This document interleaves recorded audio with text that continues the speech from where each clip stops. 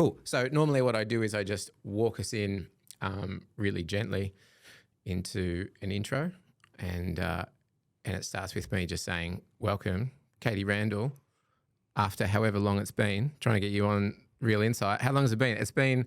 I'll tell you how long it's been, because my intention was to have you here on episode 1 or 2, and we're in double digits now. Oh, good. So that's how long it's been. But joining us today, Caity Randall, I'm not going to do the intro because you do it better.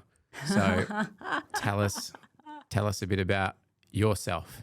Gladly. And through this, you'll learn why it's taken so long for me to come here today, because sucked into you for having me join here, because you're going to have to follow me down the various rabbit holes of stories, different ideas, and you're going to have to rein me in and remind me why I started the story in the first place, because I have a raging ADHD. Good. So do I. I don't know if mine's raging. It's new. It's not new. It's.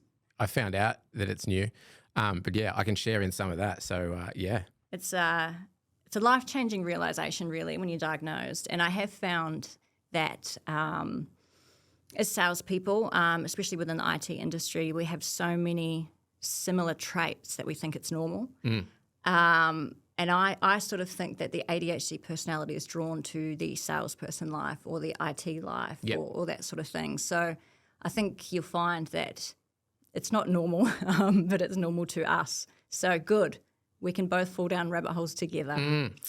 So a bit about me. You are, so to frame it, I guess, from how I discovered you, or what it How'd was you discover me? Yeah, so it was really the presence in cybersecurity. You know, that's the thing where you shine clearly, and I sort of tiptoe around cybersecurity in my industry. So the stuff that we do is all about being behind firewalls and being safe and secure, though I don't know the details of it.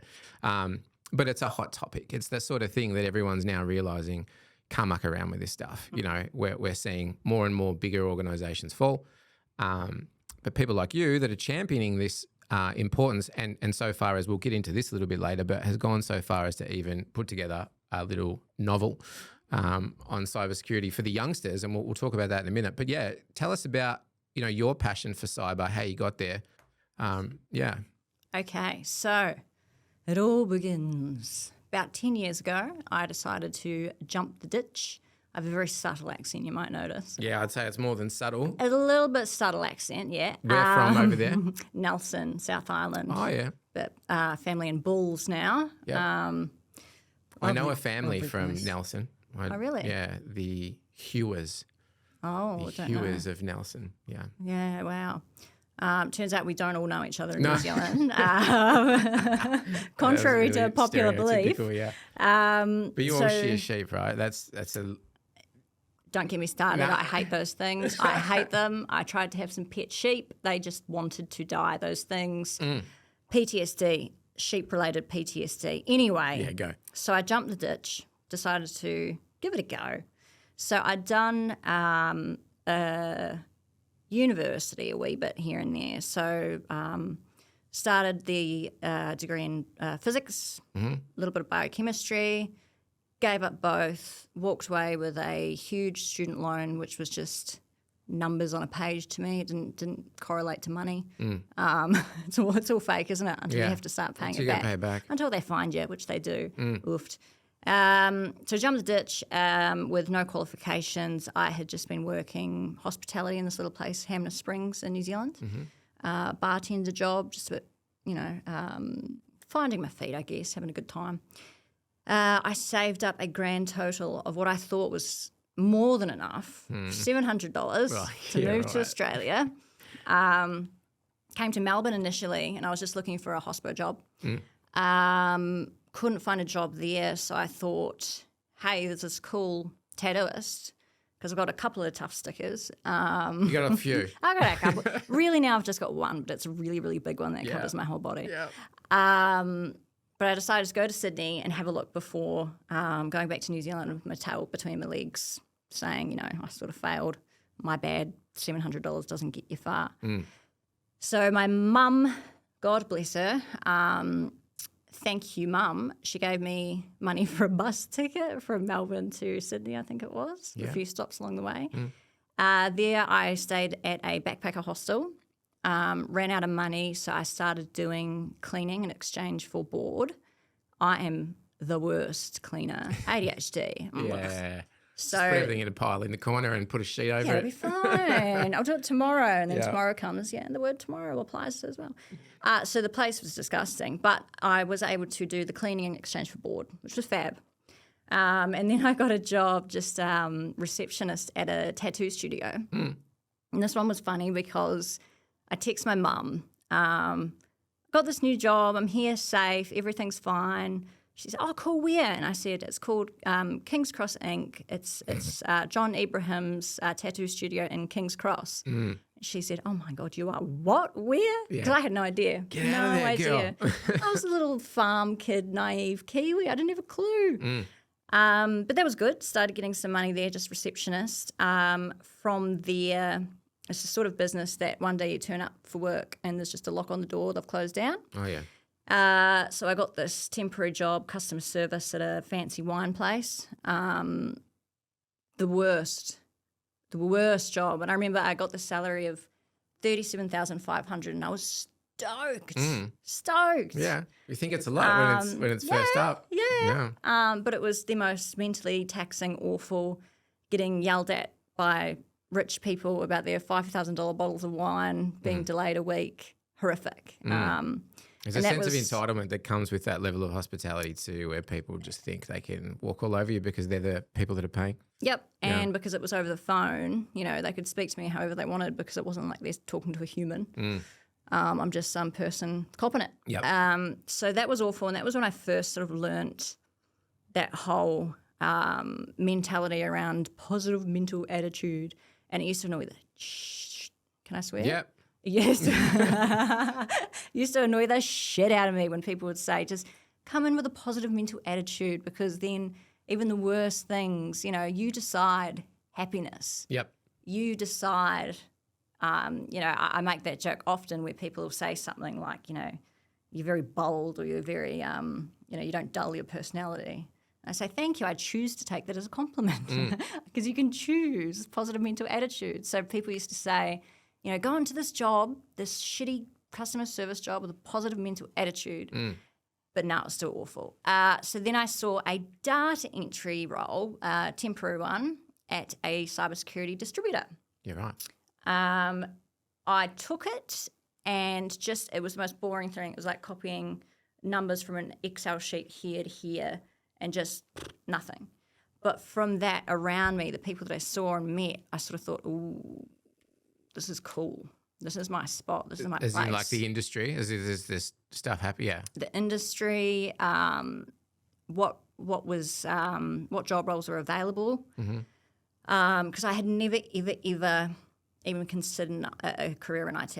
I thought career in IT, you have to be super nerd, have degrees in it and qualifications and all of that sort of stuff. But working at this distributor, it just changed my view on everything, and it piqued my interest, where I sort of thought, this is the first thing that hasn't felt like a job, where it's sort of like I'm happy. I'm never going, oh, I've got the Sunday scaries, I don't want to go in. It's more so like, cool.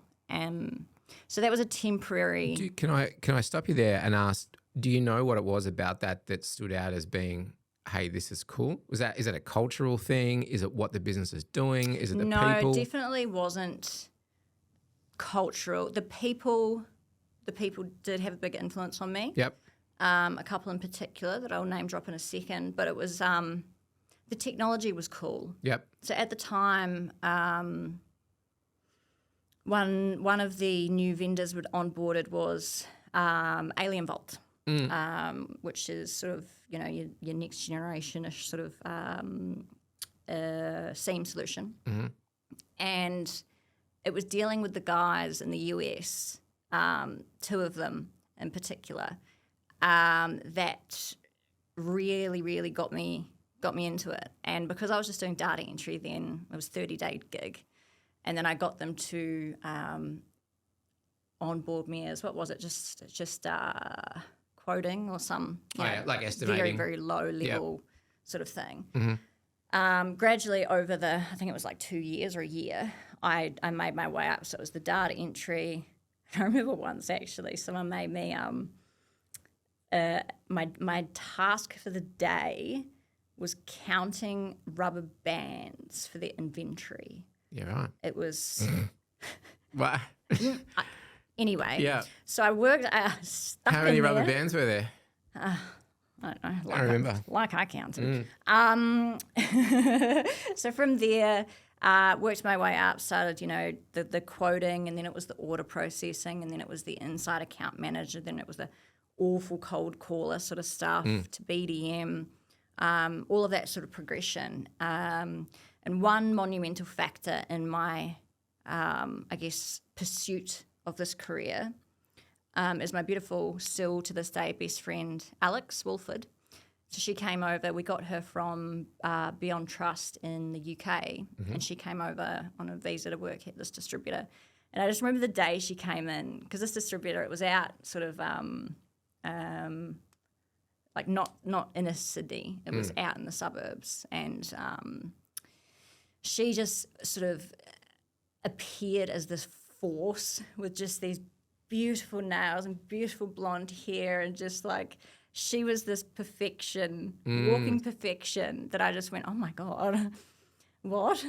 And I remember that just being a point in time where she came in with this amazing personality and an accent you can hardly understand. She's, if you've watched Game of Thrones, I always refer to her as north of the wall. Oh, yeah, right. Yeah. So she'll laugh at that. But she really made a huge, huge impression on me. And she told me about, because I'd never asked anyone else, about the sort of wages that even like renewal BDMs can make. And I remember at one point her saying something like for a vendor, like, a base of 150 is normal. And I was like, what? Are you lying? Like, surely not. Because you would have been how old at that time? 23.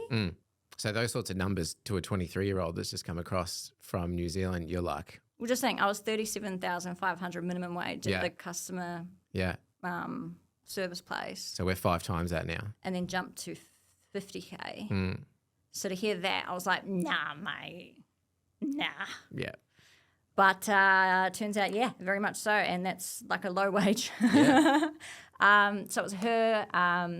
There was a lady by the name of Anna who was a BDM there as well. And she had that same sort of just this self-confidence and the ability to sort of dominate a room. And I'd never seen that before.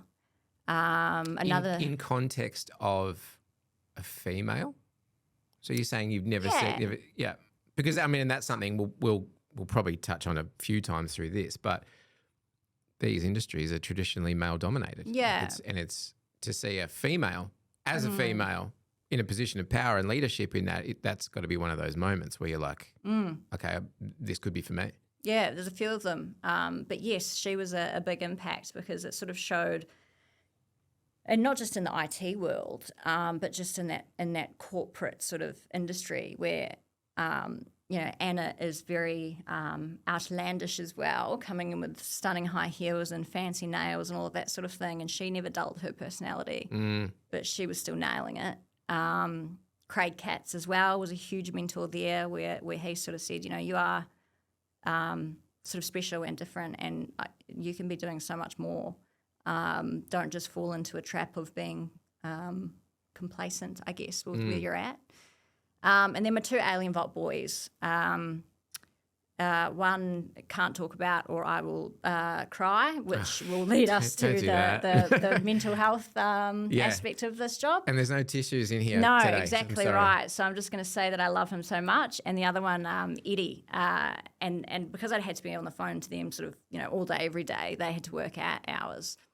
Kenny was the one that sort of said, he was a big mentor of sort of like, get out of quoting. What are you doing? You can, you need to be up there. Just stop being a dickhead. And it was that sort of like shake I needed, because sometimes when you can't stand for yourself, you need someone to just sort of give you that little hand up and get going by yourself. Particularly as someone that suffers from ADHD, because having that understanding of I can do this too is very difficult, because you normally think that there's nothing I can do. Can't do anything.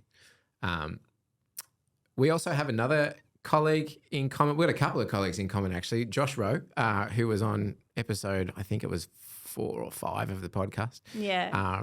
AI superhero out there. But Mark Deutscher as well. Mark Deutscher. So Deutsch I used to work with at JB. Oh, wow. Yeah, he was in the insurance. I think it was insurance. Yeah, he was insurance. Insurance replacements and sales and things like that. And then I think he got into some commercial stuff, fell in love with the 40net crew and all of that sort of thing, and off he went. I was even talking to him yesterday afternoon. Awesome kid. Really cool dude. He's all right. He's all all right. right. Yeah. Nah, he's a legend. I think we worked together for about 2 or 3 years, and then he made the move, and and I was a little bit after him that I stepped out of the JB realm. But really good times. We had an absolute laugh back there. It's all about the people surrounding you. Like, you can have the worst of jobs, and the people that are around you make just such the difference.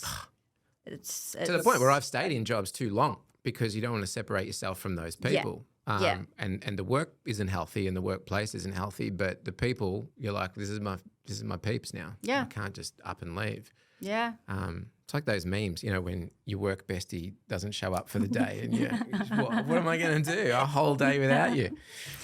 Yeah. Throw it back to Caity. Throw it back to us.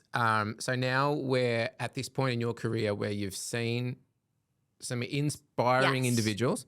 But we're still a little baby. Yep.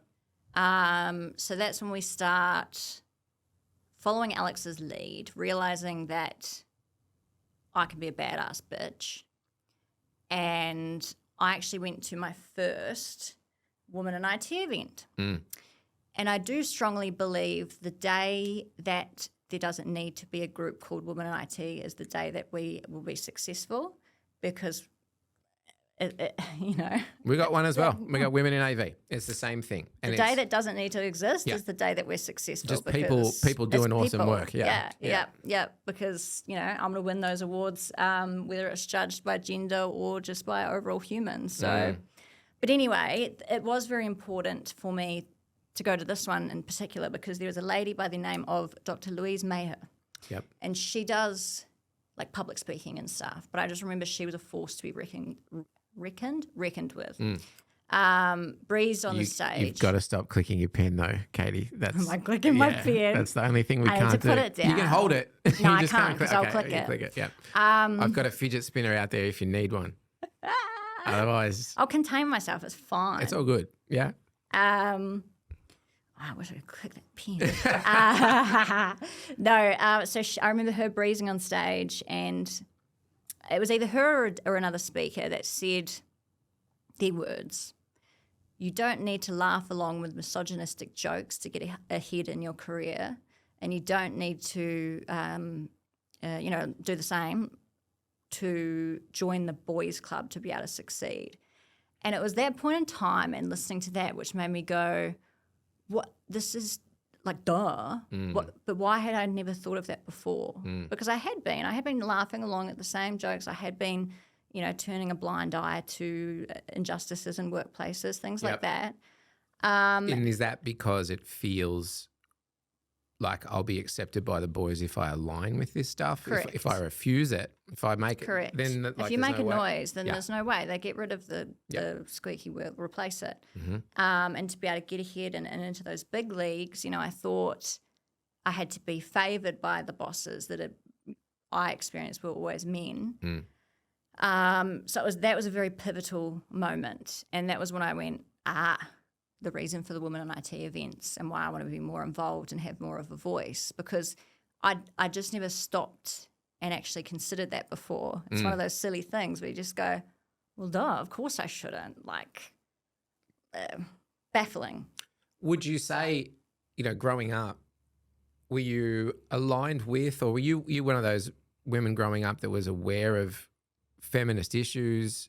Is it the sort of thing that you were exposed to younger? Was it a conscious thing, or is it more once you enter into a workspace and see this level of injustice or see how difficult it can be for women, is that when it really started to kick? I guess what I'm trying to unfold is, were you always seeking justice and equality naturally, or does it become something that you're aware of when you enter the field and go, okay, well, this is not cool. I got to do something about this? No, I had never experienced it before, and I was blind to it. I guess I must have had the blinkers on.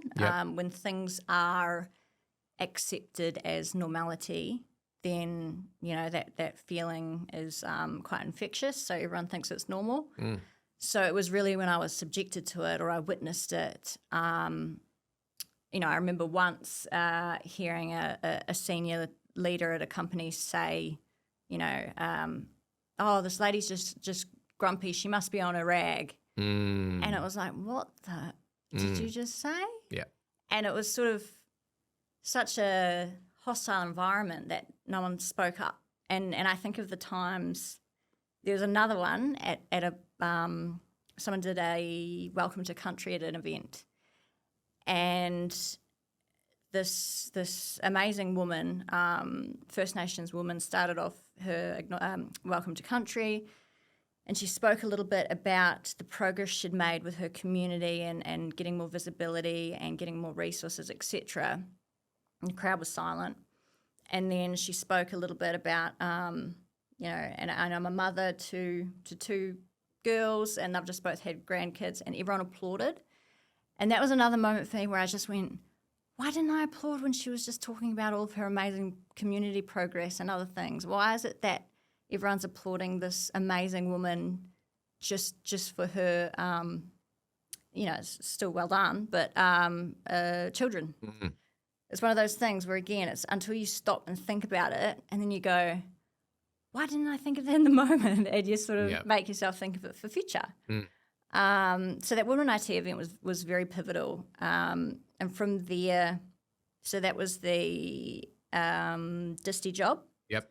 I got headhunted for another disty job, had an awesome boss for a little bit, and then a new boss came in who I have messaged to this since and said, you have been monumentally inspirational in my career. Wendy O'Keefe, she is terrifying and amazing. You do not want to go into a room with her not knowing your numbers or not knowing your stuff. Yep. Which I did a couple of times, and by God, did I learn not to do it again. Yeah, the people like that eviscerate you, and they do it for your own good because they're like, just don't let it happen again. Yeah, because I just didn't know before.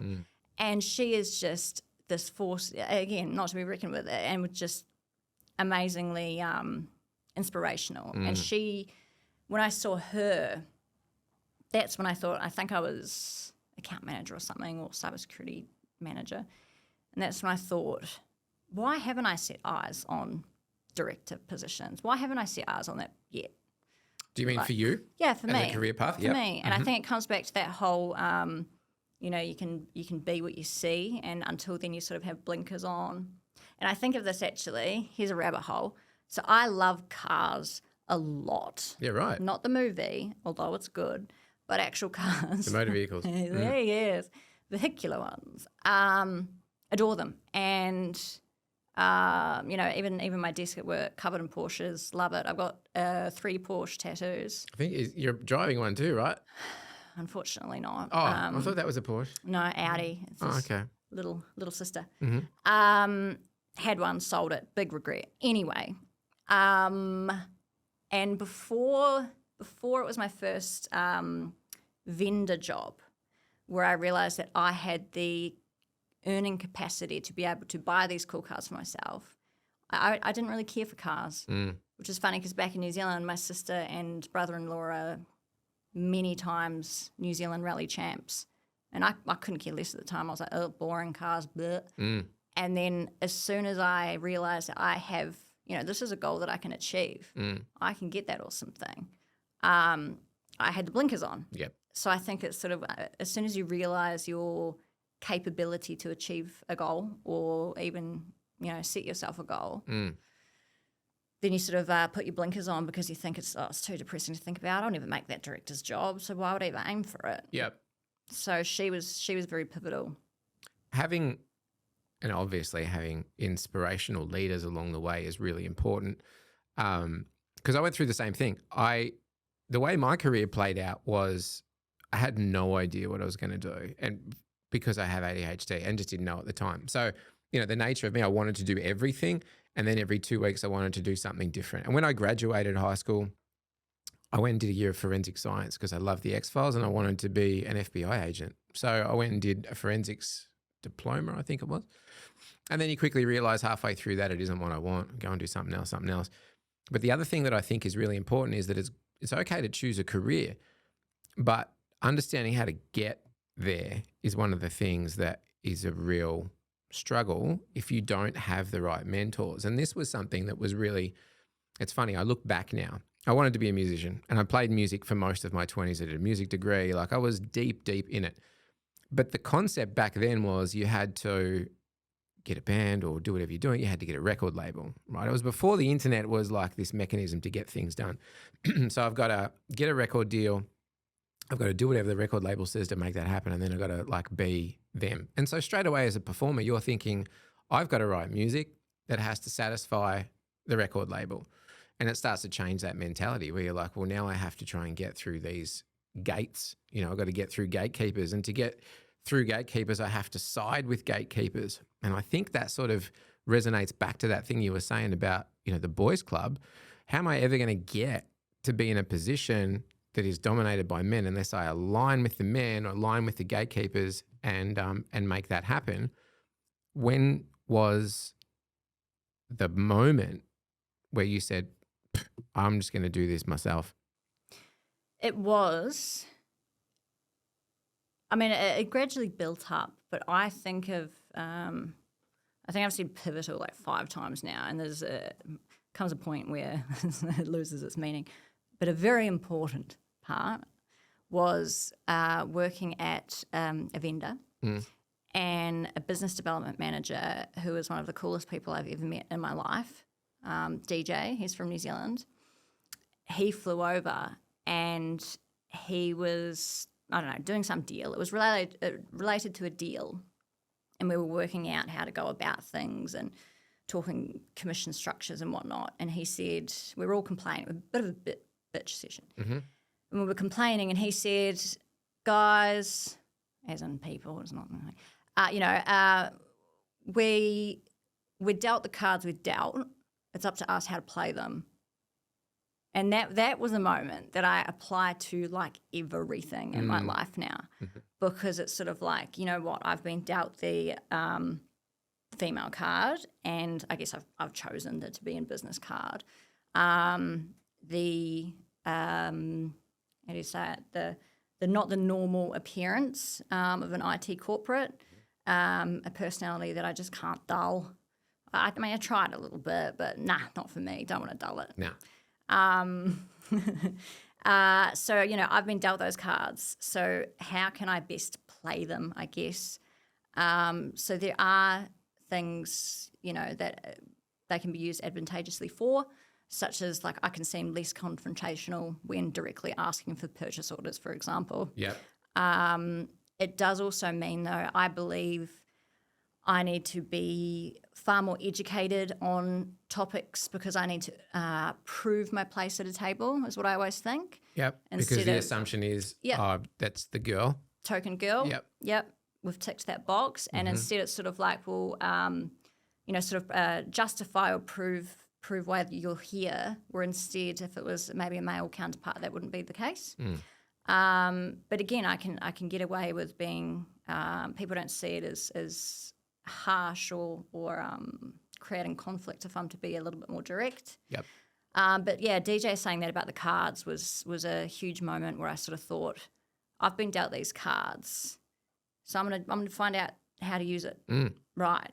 Yep. And that sort of has created such an echo-on effect in my life, with the book, with the finding further purpose, with the mental health stuff, because it's sort of like, I want to leave behind a positive legacy on this world, because I had no idea the IT world even existed, and I fell into it, and that was all just by, taking the right turn fortuitously. Yep. So it's like if I can work now to help others, that's what G's me up, because I've done the thing, like at another vendor, I had all of the money. I had all the stuff. I had my nice little Porsche. It had gold wheels and a racing stripe, which makes it go faster. Of course. Number plate was oofed. Love that little baby. But I had the stuff. I was surrounded by the stuff, and it brought me absolutely no joy whatsoever. Who cares? It's stuff. And that was when I first had the idea of the old book. Yeah. How do you just go, and write a book? Well, I go, let's write a book. No, initially I wanted it to be the ABCs of IT. Because by this time I'd worked vendor, and then popped over to a partner, IT partner. And they had a bit of a social procurement strategy in place. And that's where I found my passion in life, and what really wakes me up and gets me going is you've got the technological aspect of a sale or I should say a project execution, whatever. We have to be top notch because we're entering into pretty much a 100% digital future. But what is the point in having this beautiful digital utopia if we've ruined the earth and created such a socioeconomic divide? Who's going to enjoy it? How will we, if we're even environmental sustainability sort of stuff, if we're doing so many harmful things but creating such a cybersecurity, cyber safe, AI-driven buzzwords, single pane of glass, zero-day trust, buzzwords, then what are we doing this for? Like, there's more to the future than just digital. Yeah. So why can't we combine the two, which we can do with procurement? So I started working at this place, and we would do we focused a bit around university scholarships for Indigenous kids, because as I used to say, it was sort of this, in IT you can learn on country, earn on country, and stay in community, because really you need connectivity and a device, and of course the accompanying mentoring and that sort of thing. But really, we can work anywhere. How would my boss know if I wasn't in Hawaii? I still had a screen in the back. But because of that, it sort of got me on this path of, big corporates and whatnot have their social procurement targets, and they've got their corporate social responsibility.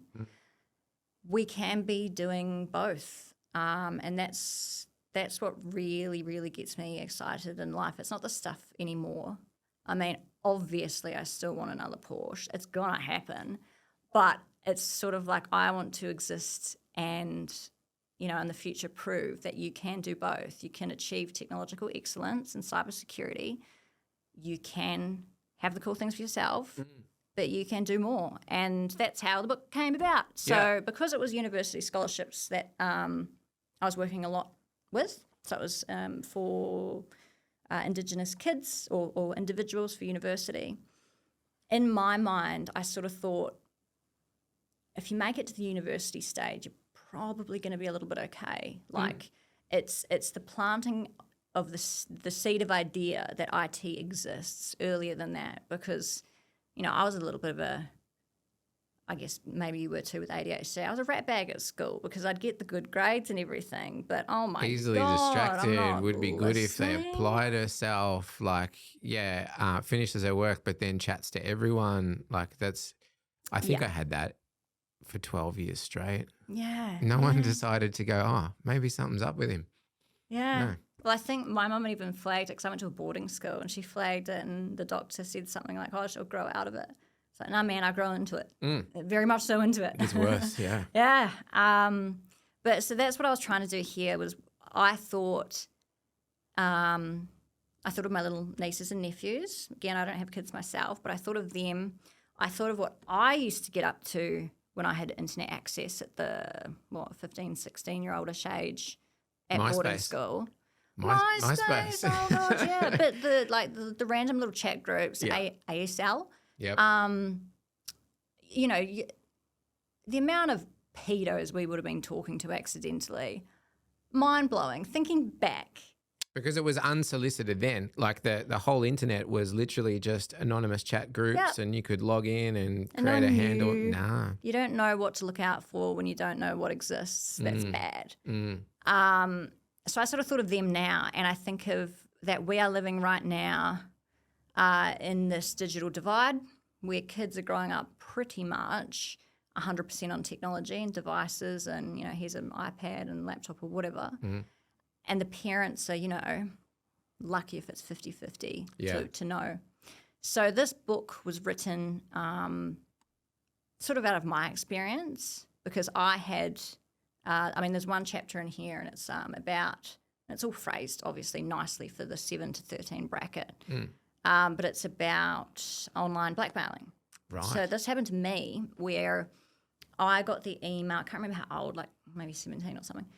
I got the email of, we've been taking photos of you getting changed through your webcam. We're going to release them to everyone unless you do what we say, blah, blah, blah, blah, blah.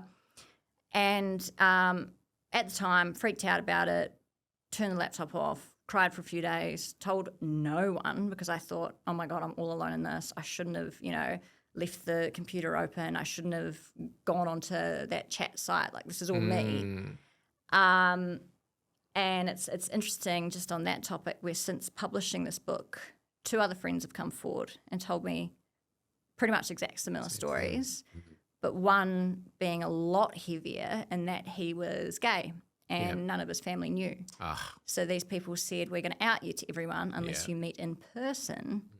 And that abuse occurred to him for about 2 years, and there was 3 suicide attempts that he tried to make as a 10-year-old.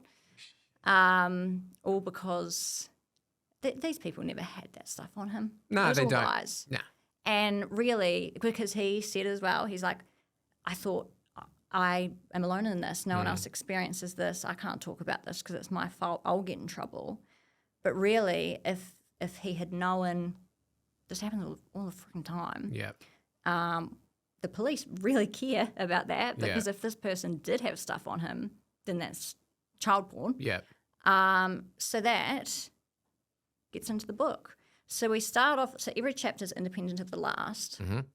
And I sort of describe it as a very toned down sort of Black Mirror meets Goosebumps. Oh, yeah. So it's fiction, of course. So each chapter is sort of like, emails can be cool. We use them for school and stuff. But what could happen if something went wrong? So it's called The Shadow World because I thought it's sort of like, much like in your house, shadows can be very scary until you turn the light on and you see what you're actually looking at. Oh, yeah. So the online world is the same. So let's arm you with your knowledge torch so you can shine your way around the dark areas of the digital world and know what to look out for, why, and then the most important part is what to do when you find yourself in these bad situations because it's going to happen more and more, especially with AI integrated, cybersecurity attacks, I should say, or digital attacks. It's just we're coming up against a very, very difficult force when you can learn everything about a human within a few seconds through AI. And that's the thing I think that, I'm aware of, but not as much. So I'm Gen X and one of those kids that, literally it's one foot in both worlds. Yeah. So like I'm old enough to understand a world without the internet, not one without computers. I had a computer when I was like 5. So I get what the world felt like before connectivity. But now, particularly with youngsters, you'd finish school, you'd go home. You don't have to worry about what goes on at school until the next day. But like these kids exist on the internet now. Social circles are not something that finishes like when the bell goes and you go home. It's like this is your life. And so I guess, really important for young kids to understand how to go about being aware and then who to contact and how to escalate these sorts of things. And what sort of stuff what's your advice? What are you saying to youngsters? Well, there's probably not going to be any kids listening to the show. What do you say to parents who are... It's the scariest thing for parents because, I use my sisters as examples and one of them sort of said, we're not too worried about our son because he's not allowed to online game. And I was like, dude, he's going to find a way to online game, Yeah. get himself in trouble, Yeah.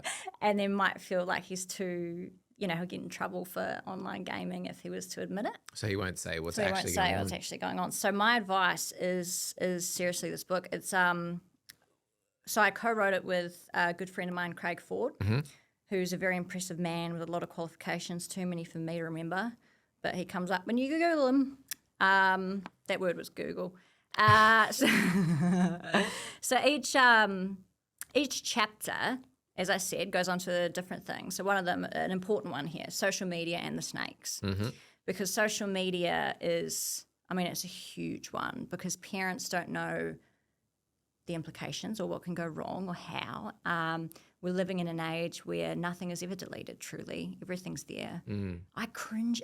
Imagine if it existed when we were like 12, I would have 13. never been able to work in the corporate world if Oh my people saw God, what I got up to in know. my 20s. And people are just posting this stuff, you Yeah. know, Yeah. and not knowing public from private to not knowing if they're posting a picture with metadata and locations.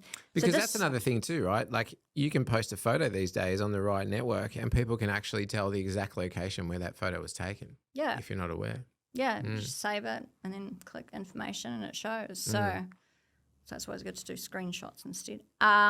So each chapter, like the social media one, so it jumps into a real life story. So it's tried to make it as engaging as possible because we don't want this to be boring, pretty much. Yep. It has to be engaging. So, and not too heavy as well because it's sort of like, you need to keep it kind of light for the kids. But the goal of this is for the guardian, parent or teacher to read it along with them. And at the end of each chapter, we've got questions. So yeah, there's like a little working section. Yeah. So, and this is more so, it's strategically done.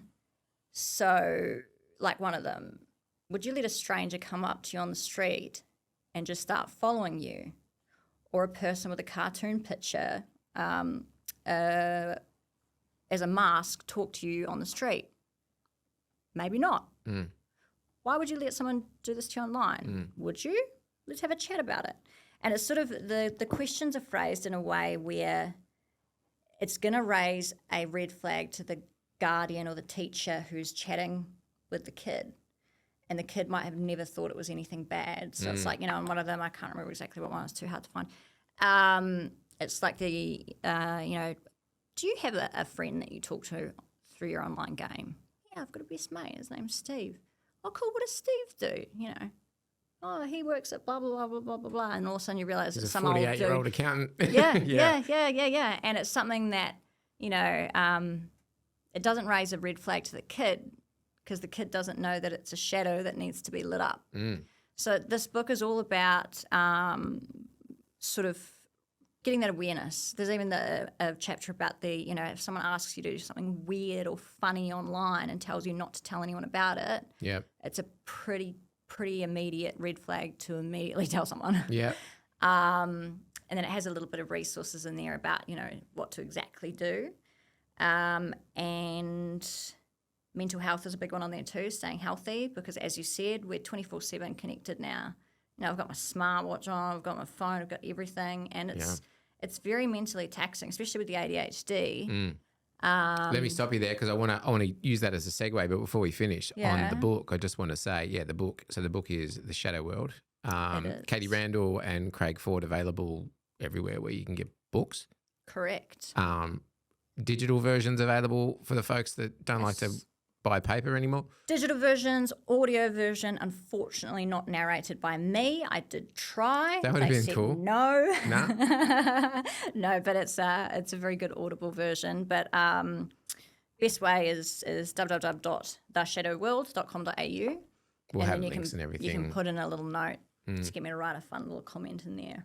Yeah. So, cool book though. ASA supported it, Australian Information Security Association. They gifted 10,000 out to schools. Great. Our beautiful Market Deutsche is supporting it with schools, so that's great. So Fortinet support. Awesome. And it's just awesome to see these cybersecurity vendor technologies just taking this seriously because we're putting in so much work to educate corporate employees of corporations, security awareness training and phishing training and all of this sort of thing. But what happens, why aren't we starting earlier? And I've been in discussions with a state government department about how they're incorporating cybersecurity into their school curriculum. So they're looking at this too because it's something we can't ignore. No. When I started here, so this business has we need a strong cybersecurity awareness in this business because we do manage services for so many other organizations. We're responsible for the networks. I get it. But my boss has instilled in me a phobia of any email he sends me now. Because for the first year, we do the random phishing test emails and, I have a message from Dan Baldwin, the owner of the business. Of course I'm going to open it, right? He's my new boss. Then, you've been scammed and blah, blah, blah. And then the report comes out. And I think for the first 4 or 5 months in the business, I was at the top for opening every phishing scam because they all came from the boss. So now I don't open emails from the boss. And he'll ring me and be like, hang on, did you get that email? I'm like, I probably deleted it, man. It looked a bit fishy. He's impregnated me with a level of fear now that I can't get over. But it's really important, right? It's how many of these emails do you think are legit? And then you click on it and you're somewhere else, with one click. Yeah. Well, this will teach you that it doesn't need to. So this is all about empowering, not scaring. So get a bit of that fear, but get the education around it. So instead of just deleting the goddamn email, you ring the boss. You see who it's sent from, because most of the time I get them all the time, and it's like they don't even put in effort anymore. And you look at the email address it was sent from, and you go, well, obviously that's fake. Oh, the boss wants me to go buy $2,000 worth of Apple gift card. Yeah. Better do it straight away. Yeah. But it's about the education around the fear because this stuff is always happening. And again, you don't know what it does. So you click that link, nothing might happen visibly, but in the background, anything could be an executable file can be downloaded. This can be saved on that device until it reaches a corporate network, and then it can find its way in there. It's cool. It's bad, but it's cool what can be done. You're a Mr. Robot fan? Oh my God, I just finished binging it. Oh, have you only just watched Mr. Robot? Are you serious? I got obsessed. It's so good. It is one of the best TV shows I've ever watched. Yeah. So obsessed with it. I was there episode by episode. So I got into Mr. Robot, I think episode 3. So I was solid. Was it weekly release? It was weekly release. Yeah, it was weekly release, HBO. 4 seasons. I think it was 4 seasons, but over 5 years from memory. Can't remember. Sucked in. So I did all of them in I'd say a week. It is a great show. Just non-stop. Oh my God. And most cybersecurity experts and people that are working in the field say it's pretty damn close, as far as you could get without just boring the audience. But it's really based on a lot of stuff, because that Sam Esmail, the guy that writes it and produces it, is a cybersecurity crazy boy. Yeah, it's cool because I feel like it's NCIS or one of them, and it's the cybersecurity chick with the web on her neck tattoo. Yeah, the one that's always in the lab. Yeah, and there's one scene where, I don't know, getting hacked or something, and the guy's like, we need more manpower, we need 2 on this. So then one takes half the keyboard and one takes the other half.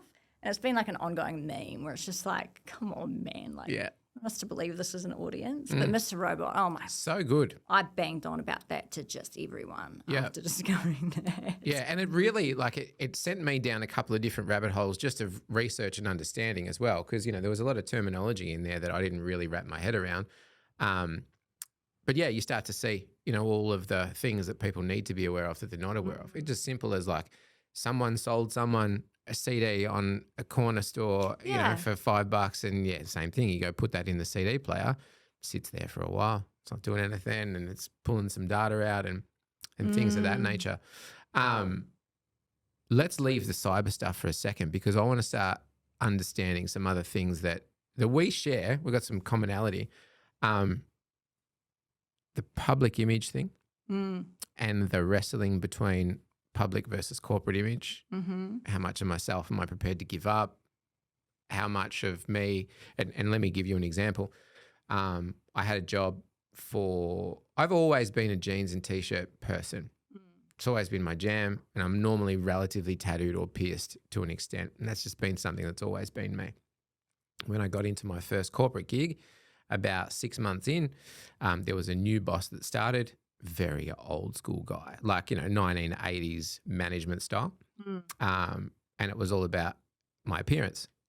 Got to be, wearing shirts, got to be wearing suits, got to be wearing ties, got to be, I'm like, yeah, but that's not authentic for me. Like, how am I going to go into an engagement and be myself, be legitimate, and be really uncomfortable? So I discovered that for the most part, depending on what part of the corporate world you're in, if you're in tech, it's a little bit easier to get away without necessarily wearing a suit everywhere you go. But there's still some industries where that's required. I am jeans, t-shirt, tattoos, and sneakers. And I'm now at the point where I don't have to worry about whether I am that anymore. I can just be that now. Like, I'm in a place where that's fine. Tell me about what that's been like for you, because obviously you are very non-conventional in your appearance, but obviously very authentic. How's it been? I remember getting rejected from a job at a major fast food chain because I had one visible tattoo. And that was for minimum wage, being, burger flipper. At the first distribution job I had, the manager wanted me to cover all tattoos because of personal preference. Ever since then, I have actually found it to work in my favour because it sort of stuck out. I remember once actually, so my hiring director, Scotty McKinnell, legend, at Checkpoint Software Technologies. So I was all suited up for the interview, like even my little finger tattoo, I was sort of like that. Mm-hmm. And then he said, sort of at the end of it, so he's like, so, tattoos, you got a couple, have you? I'm like, yeah, a few, blah, blah, blah. And we ended up talking about it for ages. And then further down the line, I don't know, a year later or something, he's like, that time I asked you about your tattoos? And I was like, yeah. And he's like, I'm not saying it was a test, but it was kind of a test, because if you're going to be weird and awkward and not want to talk about it, then it's sort of like a red flag, because you'd be like that with customers. But because it was just this fully embraced, this is me, hello, I'm here for my brain, not my body. Yep. It hasn't hindered it. I mean, I even have a photo which I find quite funny, because I didn't even think it was making a statement at the time. But I met with when he was head of, Department of Defence, Peter Dutton, around a cybersecurity project. The Peter Dutton? The Peter Dutton. Oh, wow. Yes, and I have the photo. It's a funny one. And I'm wearing like a Colonel, I always refer to it as a Colonel Sanders, because it's a white suit, skirt suit, and then I had the jacket on for the photo, but just like, so all of my legs were out and my arms. Yep. So all the tough Tattoos, stickers were on show. Yeah. And he sort of went, oh, wow. That's, what did he say? Something like impressively committal or something. Yeah. But, like even meeting him and his team, I ain't dulling it, because I'm not there to be, I'm not there for my body or my looks, or, are you going to look at someone with, pale skin or tan skin or wrinkly or, acne, and you're going to say, oh, I'm not doing business with them because of that. Because of their appearance. But I am always very conscious. Like my mum hated them at the start, because she was of that generation where tattoo, especially on a female, meant prison. It was just immediately associated. At this point, she's had to accept it. But there's also a very culturally significant historical, like New Zealanders, the Māoris, like tattoo is part of it's part of who they are, right? Like it's part of that thing. Was growing up in New Zealand, you exposed to that a bit more? Is that the appeal? Nah, it's nothing new. Nah. You'd get I'm pretty sure it's moko. Yep. Which is cool now, because they even have a news presenter. Saw that. For the full, I'm pretty sure it's moko or te moko. Yep. But no, not really. And a lot of those are so cool because they tell the whole story through the art, and it's very, the proper tribal tattoo, not the 90s skater boy tribal where it's just big thick lines. And the real traditional ones, they're doing them like with bamboo and it tells hammers. like their whole lineage and everything. It's really awesome. But mine, I've gone weird with mine now. Like I've got most recent one is a polar bear Shinto priest holding a smoke diffuser. Oh yeah, because I have limited real estate left, so I have to make the most of it. But where does the inspiration come from? I don't know, cool stuff. Just random? Yeah. I have one, actually, well, two that have kind of meaning. The rest are it's just interesting, fun things. One of them, grandparent's name, is in a ship in a bottle thing. Yep. And the other one is where's the camera? You can't see it anyway. It says no backup plan. And that was from that speech by, insert name here, where he said something along the lines of, go forward and do what you believe is right. I don't think he said these things, but I'm saying them now. Yeah. Go forward and do what's right. You don't need a backup plan, because if you have a backup plan, you're planning to fail. Yeah. So just go and do the thing. And it was after the ADHD diagnosis and support through the psychiatrist and medication that I was actually able to execute on doing like this thing. Yep. But I really have that mantra now of no backup plan, because there is just no way I'm not achieving everything I want to achieve in life. It's just not an option. I'm going to get there or die trying. I'd prefer the former, not the latter. But I can't even remember what your question was at this point. Me either. And that's the interesting part of two ADHD people doing a podcast is, it's like we'll forget why we're even here. For us. Oh, it's public image, that's right. Yeah, but tattoos, public image. Yeah, see, we got it. There was a question, and I forgot the question that I was going to ask based on the pause as well. No. It was, is there, so answer this question, you got to answer it specifically, but then you have to answer it broadly, because I understand that there will be differences. You've now carved out an awareness in your career. People know who you are and they know you're not here to piss fart around, right? That's very obvious. So within your personal engagements, are you finding less friction being a woman that's trying to make her way in STEM? Does it still exist? And then talk about that more broadly for other women. Is it easier for you now that you've done the work? I've achieved everything, yeah. Yes, I believe it's easier for me now because I have the credibility in market. I've sold to the very high ups at the ANZ banks, at BHPs, at Coles Group, at those sorts of organisations. So they know me and they know what I'm capable of and what I can bring to the table. Yep. I have a lot of good relationships with the vendor technologies. So they know me, they know what I'm capable of. So it's become far less of any sort of issue because now they know me for me. But that's purely just for me. It's not for all women. I'm still I still face those equality issues. But now I don't stay silent about it, and I don't do what I have done in the past where I didn't clap for the lady when she talked about her thing, and I laughed along with the misogynistic jokes. Now that I've been around for a while, I hard line in the sand. If I see that, then I speak up because I know I'm doing it for me 10 years ago who didn't. Yeah. And for my little nieces, I think of them, existing in that world, or this world, I should say. And I'm like, nah, screw that. Like, this is why I will be a force. Yep. I will join the group, like whoever I've said, the Wendy O'Keeffe's and the Dr. Louise Mayers. Robin Dittrich from BHP is another huge inspiration. She's like Senior Vice President of Procurement or something at BHP. And she was just such an amazing woman to meet and spend some time with, and just such a huge inspiration, where now it's sort of like I draw the confidence from these strong women and the strong advocates as well, like the Neil Templeman. He's been a huge influence on me and for sort of standing up. But no, I still experience that, just less so in market with my customers now because they know me. Yeah. For the others, women in STEM sort of thing,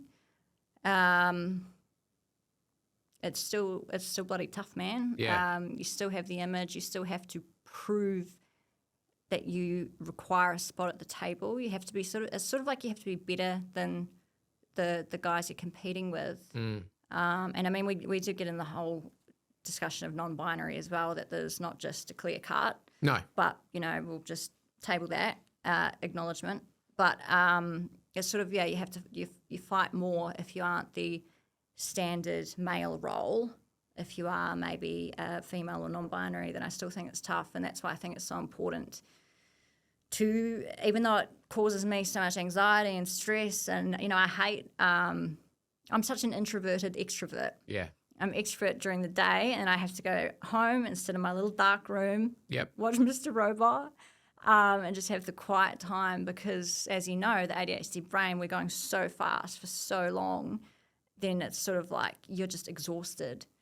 But then I think of, again, it's that leaving that positive legacy, and it's not just saying this is the way it's always been done, so I'll continue to do it that way. It's going like, nah, I'm here to make a difference. If I see something that's wrong, best believe I'll speak up about it. So Women in STEM, it's a really, really tough one that I want to actively help within. Yep.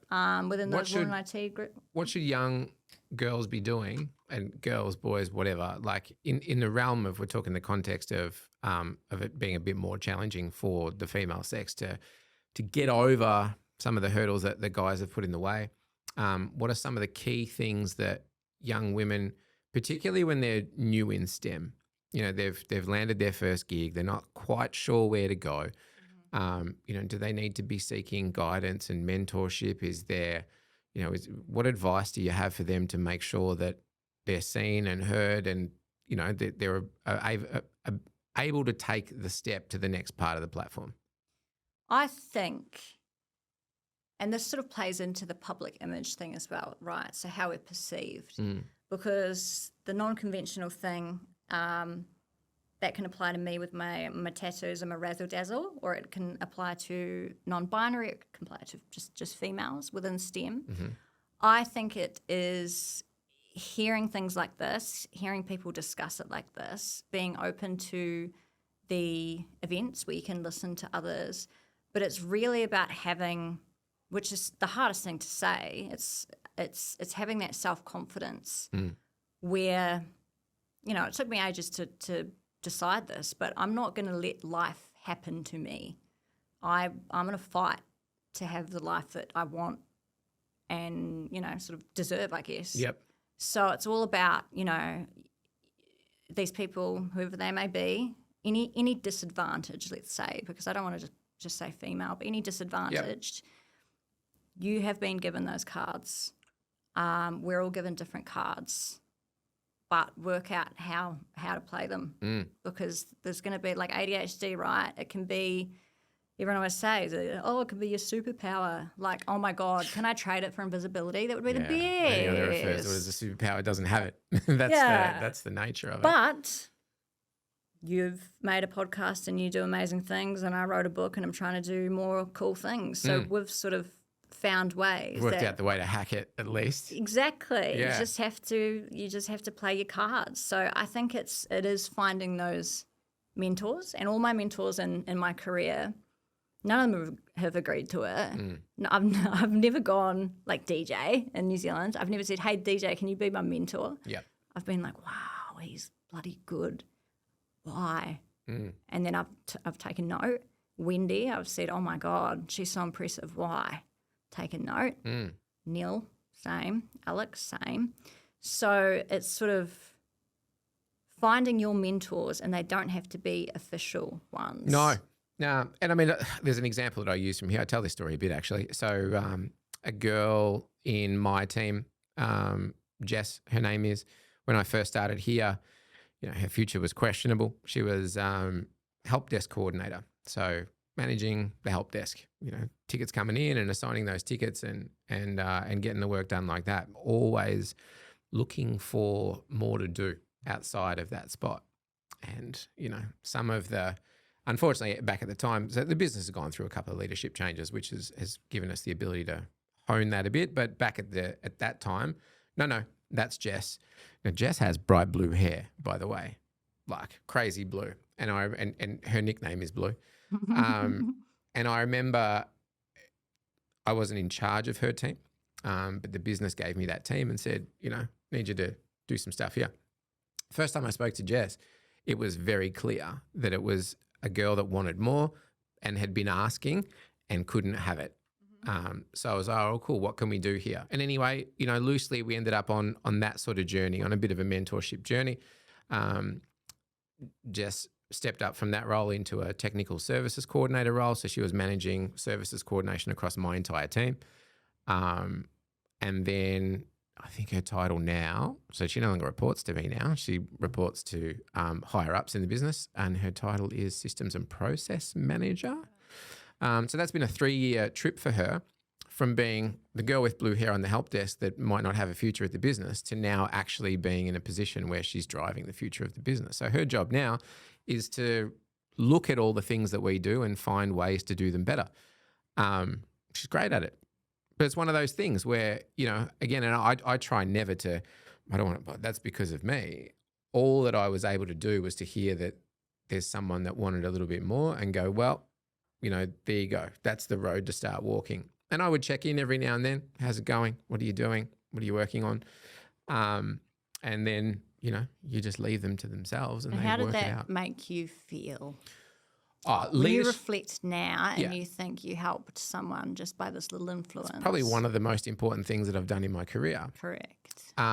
Because leadership it's funny when we talk about like career and what do you want to do and what do you want to be? I never really knew what I wanted to do as far as a discipline, but I always knew I wanted to be a leader. That was one of those things that was very natural for me, is that I want to be able to mentor and teach and coach. I lectured university for 10 years, very similar sort of thing. And then in business, for me, that is a very important measurement of my success, is how many people below me can either exceed me or, take the steps that they want to take. Because some people don't want to take those steps too. That's another thing as a manager. You're like, you can't inspire and motivate everyone. Some people want to come to work, they want to do 8 hours and they just want to go yachting or play with the kids or do whatever. Some people aren't driven by a career. So trying to find the people that you mentor as well, because you can end up just beating someone's head in trying to mentor someone that doesn't want to be mentored. But yeah, most definitely, that is the thing now that I consider my prime success is getting other people to their career goals. Yeah, I feel very similar. And it brings up an interesting point where I went through a little existential crisis on the word success, because that is extraordinarily subjective to everyone. To some people, and success it changes. It changes a lot. It's the money and it's the stuff and the things, and then they go, oh my God, I feel dead inside still. To others, success is the going yachting, and it's the having family time, it's the doing the 9 to 5 to get the money, and it's using the job to fund the life. Yep. What is it called? Work to live to work. Yeah, that old chestnut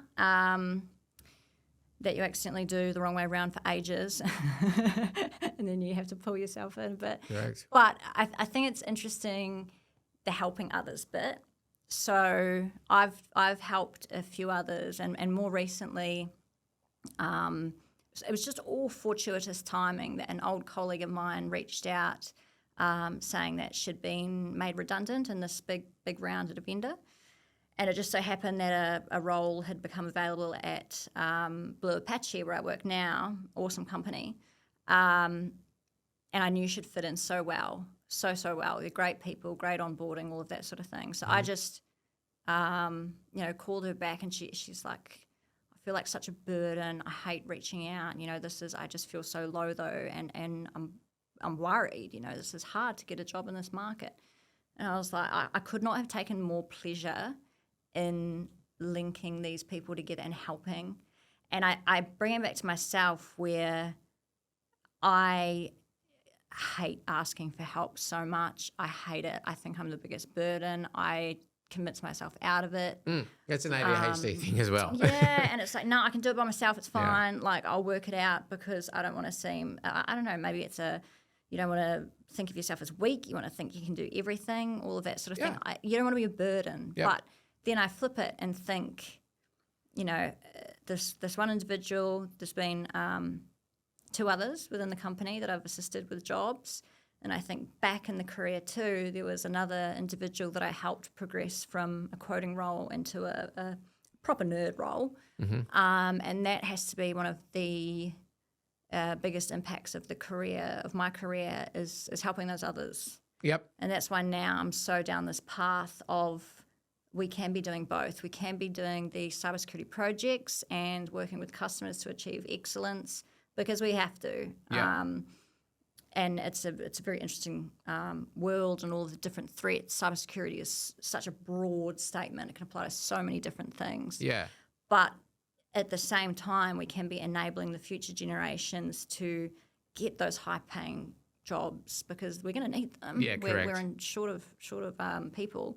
We're able to do those philanthropic endeavours at the same time so we can actually still have a world to have a digital utopia within. And I sort of relate it back in that way, whereas I struggle to ask for help ever, but then my greatest happiness has come from helping others. Well, people asking you to help feels good, like when you're the person that's being asked to help. Yeah, so it's like, why don't I do that more often? Yeah, correct. People I love when good. people ask me like if I can help them do something, because all of a sudden I have, and this is another ADHD thing. It's always been that thing for me where I have struggled with understanding where my value is with the people that choose to, because I'm like, well, why would they want to hang out with me? Like, I'm just a loser. What is it that you want from me? What is it that I need to offer in this transaction? That's one of the things that like the ADHD brain just can't let go of. But when you're open to being able to help and you're open to ask, like amazing things happen. And I try and do this all the time. I consider myself a little bit of a connector when I can be. And it's just like I'm talking to this person on LinkedIn, I'm talking to this person on LinkedIn. I'm like, you guys need to talk because you have so much stuff together. I think I teed you up once with Carissa. Yeah, you linked me in. Yeah, because again, it's like, well, here's 2 leaders like that are both doing amazing stuff, and clearly there's something that may be able to come of that. So whenever there's the opportunity to go, you need to talk to you. Like that's one of the things that I love doing. And the podcast lets me do that because I can find out a whole bunch about someone. And then 3 guests from now, I'm like, yeah, you need to speak to Caity because she's got all this stuff that, that's relevant to that. But ask people for help more. That's it. That leads us back, I remembered, to disadvantaged people within STEM. It's my recommendation is the finding a mentor, even if it's LinkedIn, following someone, seeing what they're doing, seeing what's out there. Seeing what you could be, and even just reaching out to them. I mean, I know I would love to get asked specifics. Like I would guide as much as I could, and I would do the connections and assist in any way that I could. But I think it's realizing that you're not alone. It's again easier said than done. Believing in yourself, backing yourself, and faking it till you make it. Because I did that for a fair while. If you I still feel like I'm going to get caught out. Oh no, you'll be right. I still feel like I'm going to get caught out. Sometimes you feel like you'll be fine. Yeah, everything's fine. But that doesn't go away. I don't think that feeling ever goes away. It's like sometimes I'm like, my boss is going to check my email one day and realize I don't know what I'm doing. Like it's just I can't get that. Can't seem to shake that fear. Yeah, but that's your own self-doubt. Correct. And I'm sure others look at you and go, oh, I wish I could be that. Yeah. And that is the gap, right? It's that thing of what people think of you, what you think of yourself, and how do we close that gap? Perception is reality, is what I always think too, is that what you perceive to be true is true in your own mind. So you perceiving, you're just faking it till you're making it. Yeah. That becomes the truth. If you're disadvantaged, back when I was doing, shit kicker stuff, I perceived that was all I could do. Yeah. So that was true. Yeah. And then now I know as an absolute definite that I'm going to make a monumental impact on not only Australia but the world through my environmental sustainability efforts, through my educational things, through the book, through my other philanthropic ways, all tied within cybersecurity because it's something I'll never leave. It's my passion. Yeah. But I know for a fact that my legacy is going to be a very, very public and very positive one. So if you just keep my perception stays as that, it's going to be reality. And I just have to remind myself often. Yeah. Again, it's easy said than done. I've got bloody low days. Like going through the ADHD accompanies it with your anxiety, and often it's the self-induced pressures we put upon ourselves. 100%. Being in the sales sort of area, BDM, we often, a circle of friends that I've made, we just refer to as a mentee bee. Yeah. Just your mentee bee, mental breakdown. Correct. Soz guys, just have to be in a room by myself thinking about existence. What do you do for you? What are the things that, because I mean, this last hour we've spoken about all the things that you do for other people and how you connect and give back and legacy and whatever. What is it about your passion? What do you do when you've got no time? You don't have to worry about anyone else. There's nothing that you need to do and you can spend a day doing Caity stuff. What does that look like? It's tough. I do like, I love photography. Loved my little drone. I broke it.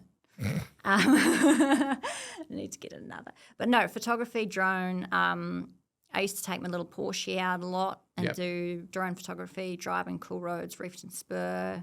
It's my go. Absolutely love it. It's nice on a bike. Wow, it's not nice being a driver beside a bike because you guys are so annoying. What do you mean? Oh, wait, motorbike or cyclist? Motorbike, not a cyclist. Good. Oh, my God, motorbike. no, thank you. Yeah. I was about to walk out. Cyclists are annoying, by the way. But no, so it's that.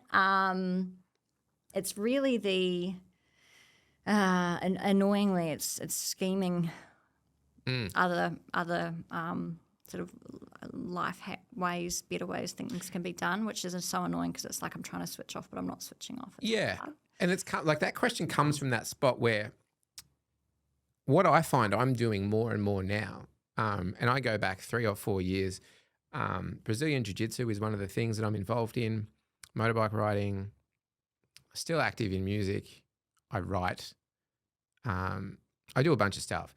And what's been happening with me over the past 2 years, 3 years ago, I bought a home, sort of the dream home for me, and I've been renovating that, making it all perfect. What I do sometimes now when I have nothing to do is I just go home and do nothing. Like I just sit in this house that I'm renovating and I feel guilty sometimes where I'm like, should be doing something, should be writing, should be working on my career, should be, is learning to give yourself permission to do nothing and be cool with that a really important part in trying to find balance. Because I still struggle with feeling like I am okay with doing nothing. Yes, I didn't know we were being 100% raw here. I do nothing so often. Good. So it'll be going home from work, which is, I do a bit in the office and then customer meetings, let's say 6 p.m. home. I will be, dinner done, showered, prepared for bed, sitting in bed by 7 p.m. Everyone refers to me as grandma. I was going to say like it's 8:30 or 9 for me. I felt bad, but now I'm cool. Well, I read a little bit. Yeah. Watch a bit of TV, but it's like quietness, nothingness. And then even, people say the more they get to know me, the more they realise I'm nothing like my image portrays. Like, I hate going out. I really dislike it. I know the right things to say. I know how to, obviously being salesy, cybersecurity, you put on the persona that you know fits the person that you're talking to. Yeah. And then along the way, it comes into this mental health issue where we often trade the mental health for the career. So you find yourself putting on so many different personas that you go, oh my God, well, what's the real me again? Yep. I just need to sit in silence for a couple of days. And, dark, I get very overwhelmed with, what's it called, like heaps of noises and stuff. Stimulation. Yeah, overstimulated and overstimulation. things like that. That's one of the things from ADHD that I've locked into really well over the past probably 3 or 4 months is knowing when it's time to pull the pin. Yeah. Like I can be out, and I'm feeling like I need to stay. Yeah. I need to say goodbye to everyone. Now I'm just like, out. I'll smoke bomb the crap out of the venue and see ya. I'm gone. Well, you know what it's called? I've got this down to an art form. And my current co-workers will laugh about it because they gave me a bit of grief the other day.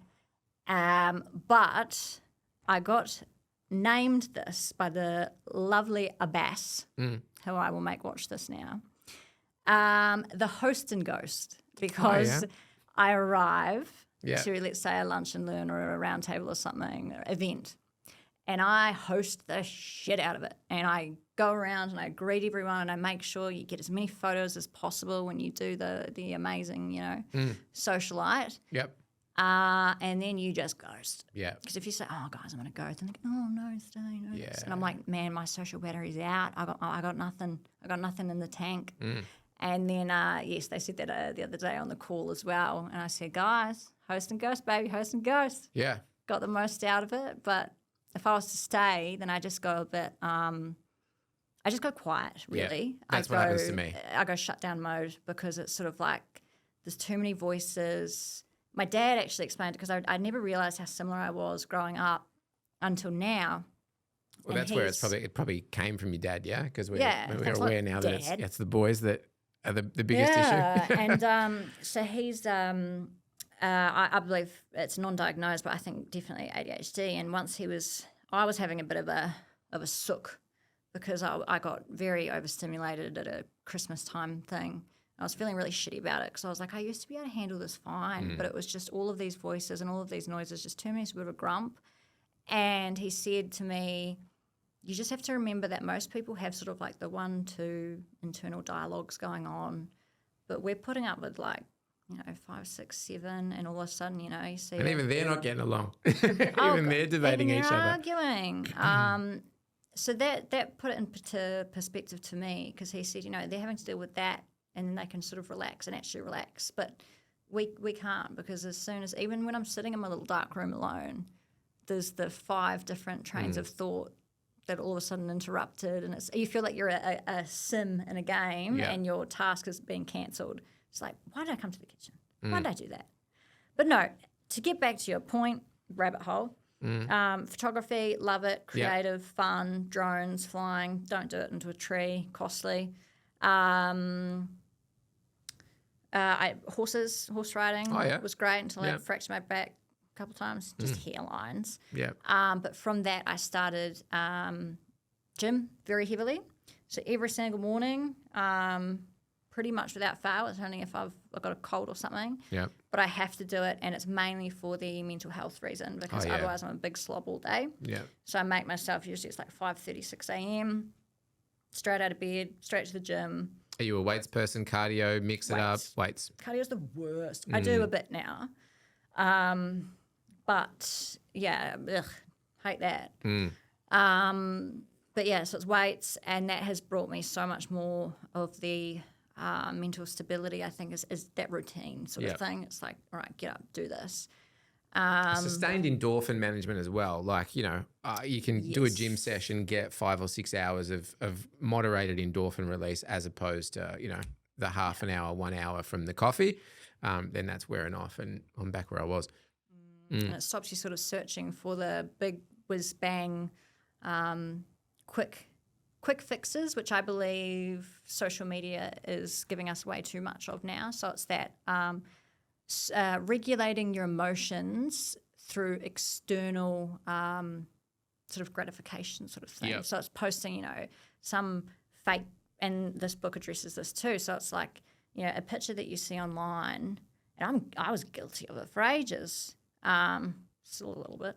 But, a selfie, for example, that's not a straight selfie. That's gone through FaceApp. That's gone through another one that's got a filter on it. And it's like, as a community, as a whole, we're raising the bar for each other.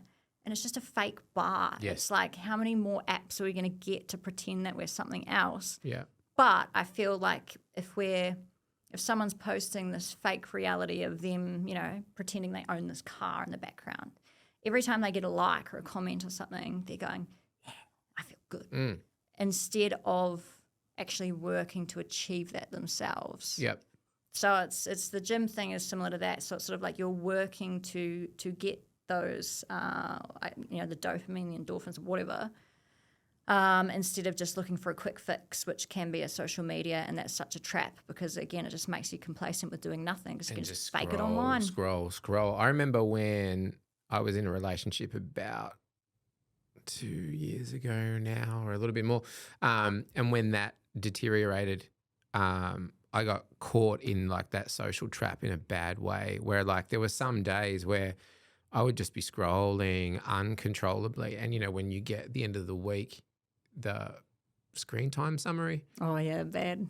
It was like 7-8 hours some days of screen time. And I'm like, well, what else did I do? Like, where did those 7-8 hours go? So dialed that back. But now I'm doing this thing where if I start to feel depressed or feel anxious, and the first thing I check is how much screen time have I been using?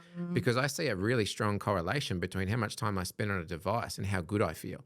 And then I'm like, all right, cool, we're going to get that under control. So then it's like minimal fun. I'm back out, I'm walking the dog, I'm, hitting up jiu-jitsu again. But I use that screen time indicator now as the indicator of how depressed I should be because it's a very clear correlation.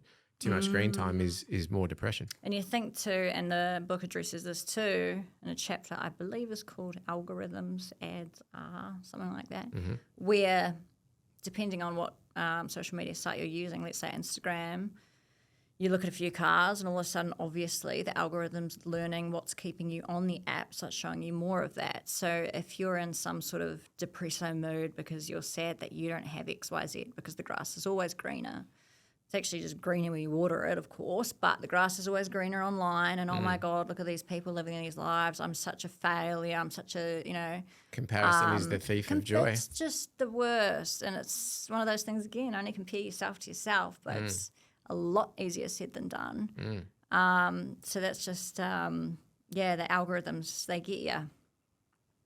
Are we done?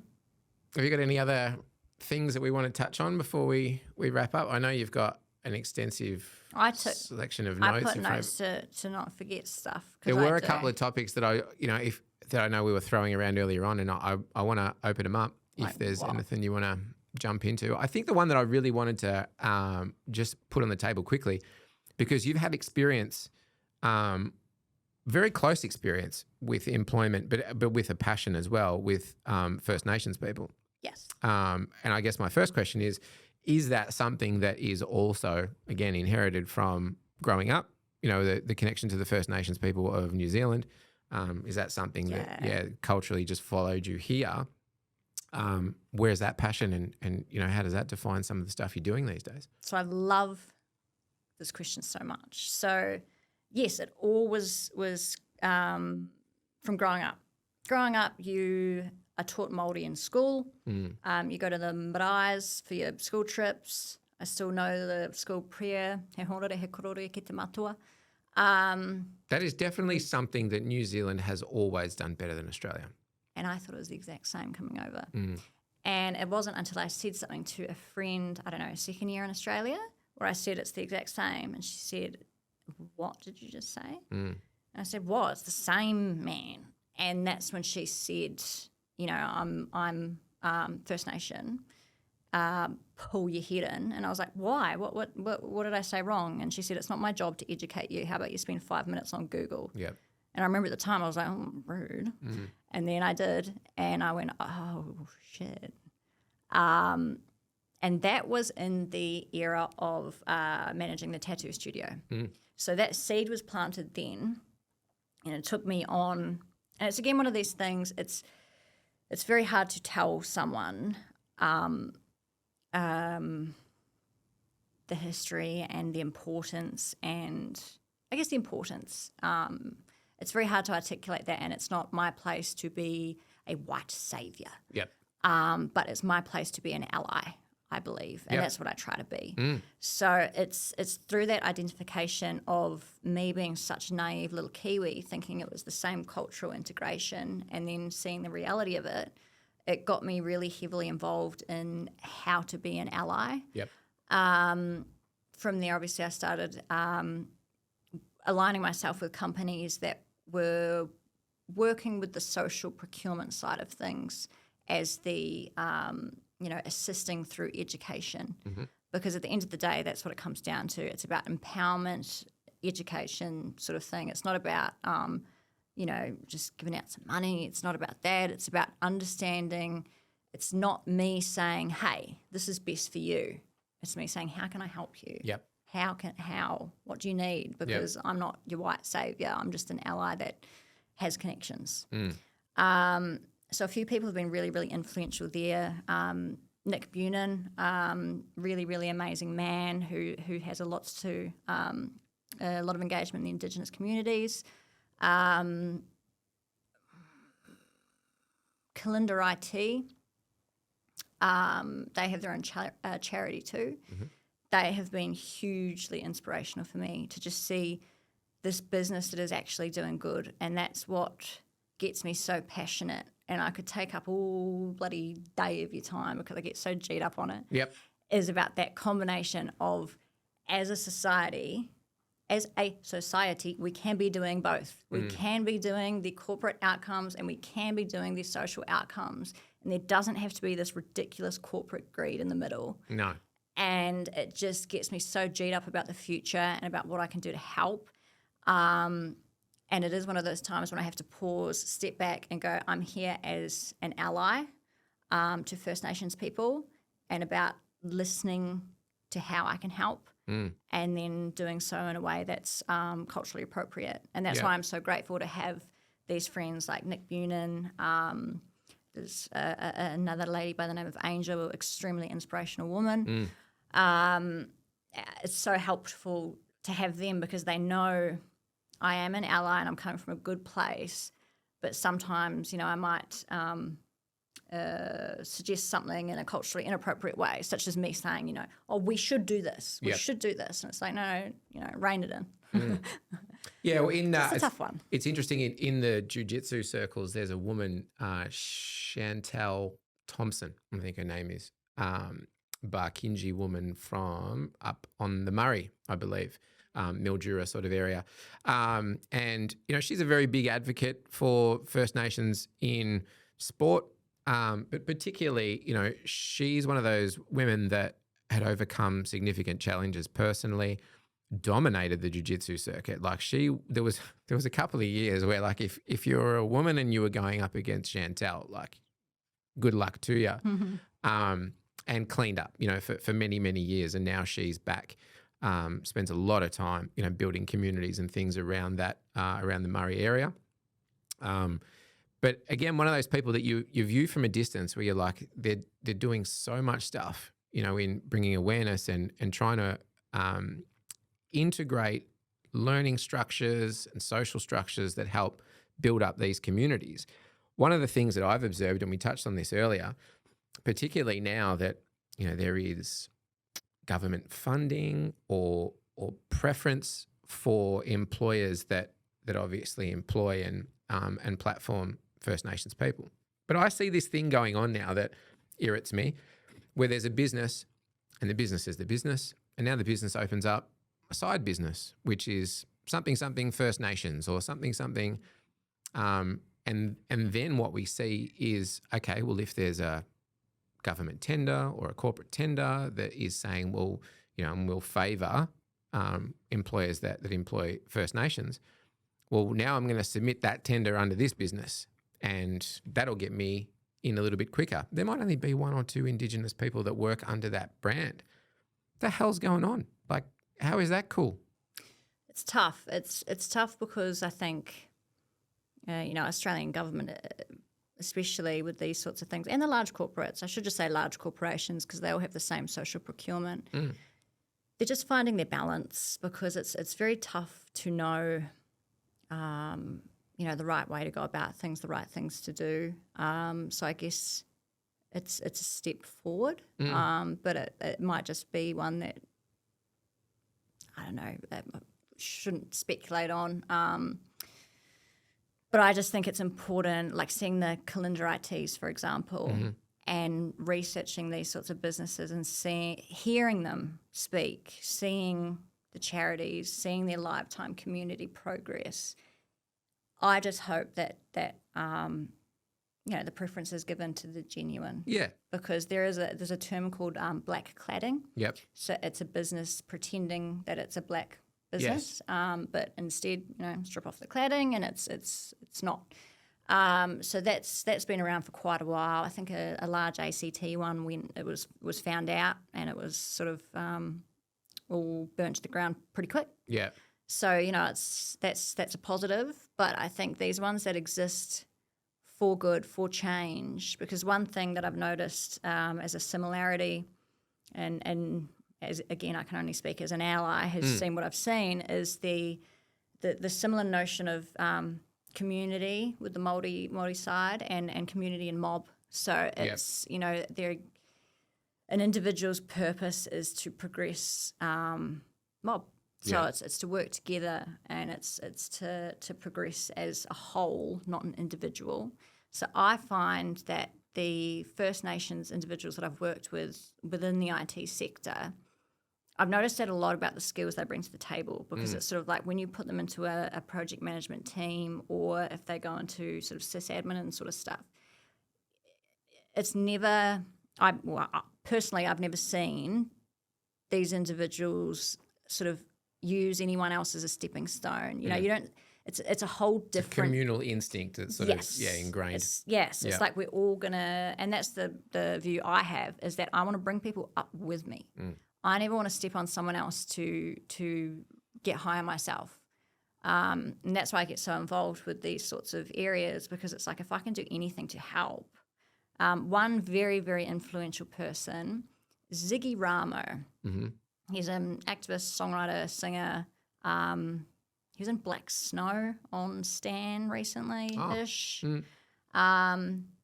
He is an absolute legend. He did a cover of, I think it's called Little Things, with Paul Kelly. Oh, yeah. Yep. His cover of that it was a huge turning point in my realization of I guess, stepping back and acknowledging that I will never, ever, ever be able to understand First Nations perspective. That was Beds Are Burning by Midnight Oil for me. Oh, really? Yeah. I researched that song when I was year 7 or year 8, and it was in music, and it was got to go and find a protest song. Oh, this sounds a bit protesty. All right, now tell me about it. And you're like, oh, shit. Like, what they're singing about. Yeah. It's like we're basically just turning our backs and watching, this whole race of individuals fall apart while we go on and build a country. But hey, let's say an acknowledgement of country at the start of a meeting so we can all give ourselves a pat on the back. It's not enough. It's not. It's frustrating. But he's just the most amazing person. I had him on. I did a event for NAIDOC Week, Technology Taking Action, and I had him do. Well, I filled the room with my big corporates, and then I got him to do that song, because it's sort of, instead of the warm, fluffy acknowledgement of country, we're doing the right thing, we've ticked the box. It's like, no, you listen to him. You listen to him in his words. And he did another song as well, which was stunning. Can't remember the name. But then I had him on my speaking panel, and a few questions back and forward. It's online as well, and it was just...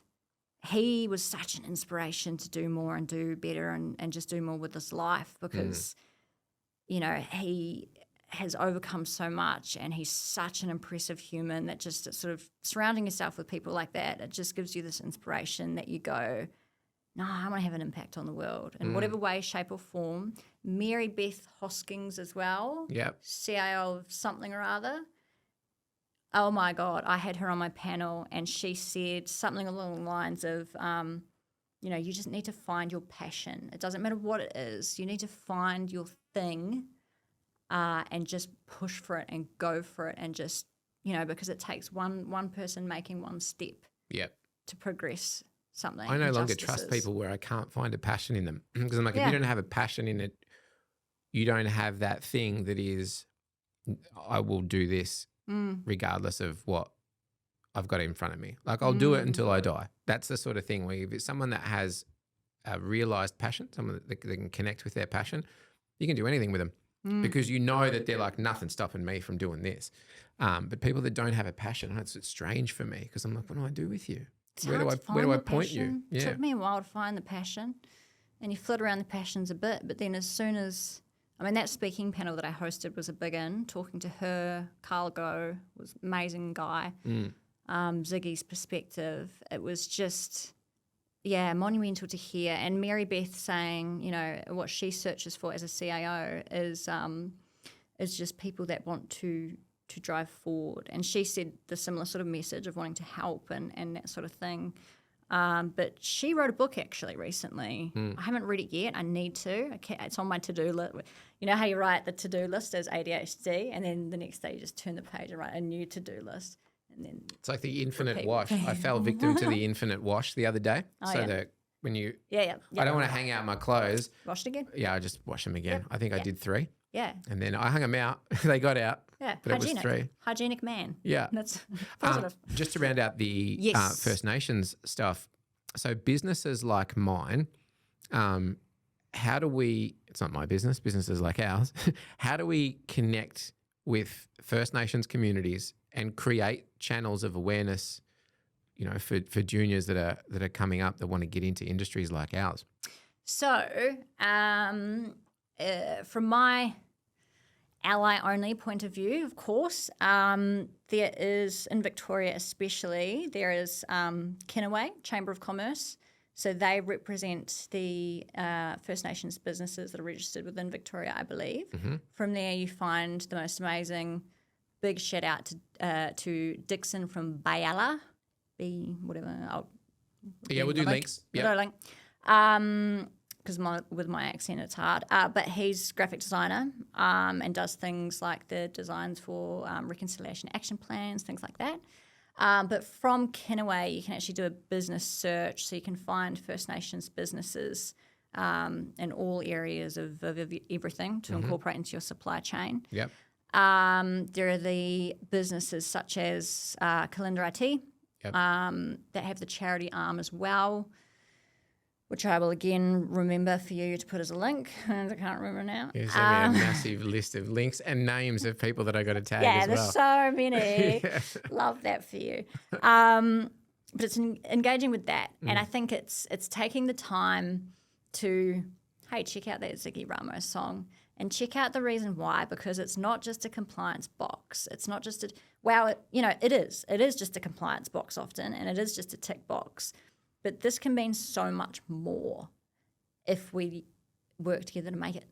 Because you can just tick it, or you can ensure that tick is making an actual difference. Because if you are able to gift, even the books, for example, if we were able to get that sort of thing, or some new technology, recycled technology out to mob in very regional areas, or connectivity, for example, to be able to change one person's life, it's not just changing theirs, but their family see it and their community see it. And, it echoes throughout. Yeah, of course. Do you know of Paddy Mills, basketball boy? Yes. Yeah, so he, through cars, the friend of mine is best mates with the guy who runs his philanthropic endeavours. I think it's the Mills Foundation or something like that. But I'd spoken to him for a while about doing a bit of a integration of, because they do basketball camps for Indigenous kids, especially in Torres Straits, integration of some IT certs and more basic ones like your AWS and whatnot. So it's sort of like you can get a job immediately with that because let's be honest, the statistics for being successful in sport are kind of slim. Yeah. But he's such a role model. And it's tough to think of the corporate First Nation role models in Australia. Yeah. But it's easy to think of the sporting ones. Sporting ones, correct. Yeah, that's why I think, again, I use that same analogy. I use the analogy for women. Women aren't going to find a home in STEM unless there's female mentors to recognise and aspire and look to. And I think the same thing for First Nations people. It's like in technology in particular, there's just not senior First Nations leaders. There's not a lot of them. So, the awareness in just trying to propagate some of that over the next few years. And awareness, actually, that key word before I forget. So it's so Kinaway is the Victorian Indigenous Chamber of Commerce. Then you've got Supply Nation, that's the overarching one. And then each state has its individual. But there's companies on there that do cultural awareness training, which I believe is very important. Yeah.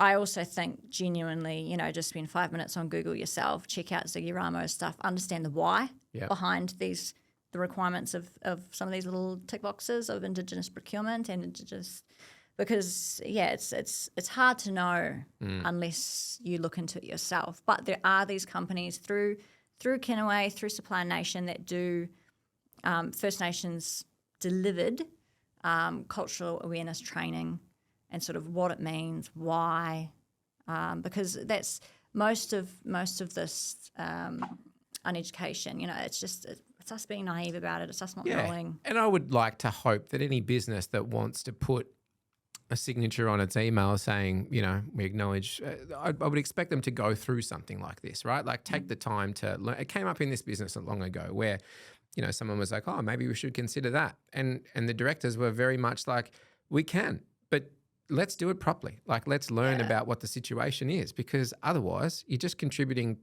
to the nature of virtue signaling, right? We're just putting it up there because we want to go, we're an advocate. Well, no, be an advocate, like actually make a difference. That is, a keyword that is very frustrating is the virtue signaling nonsense that exists in the world and the smoke and the mirrors.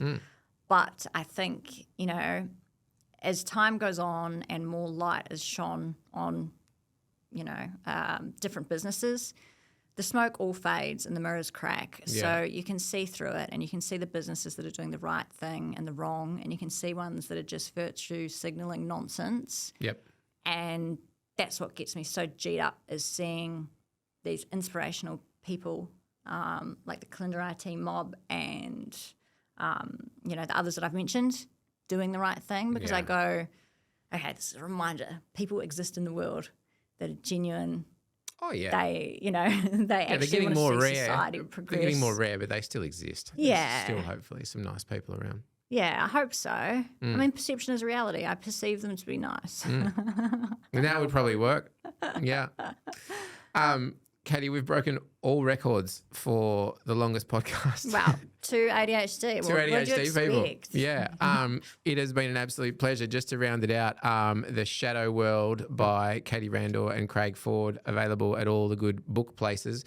If people want to get in touch, LinkedIn, your LinkedIn, are there any other things that you need to plug or let people know about? Is there anything that's coming from you that we need to know about? Is there cool things around every bend? What's next? Nah, you're going to have me for another podcast for that. Podcast. All right, cool. So then we'll see you in 4 years. Or something similar. This one more so next year, but it'll be cool. So okay. And I won't click a pen then as much. Just as long as you show up. That's the most important thing. It's been a pleasure. I'm so glad we did it. I am keen to do the next one already, but all the best and thanks for your time. Thank you. See you soon.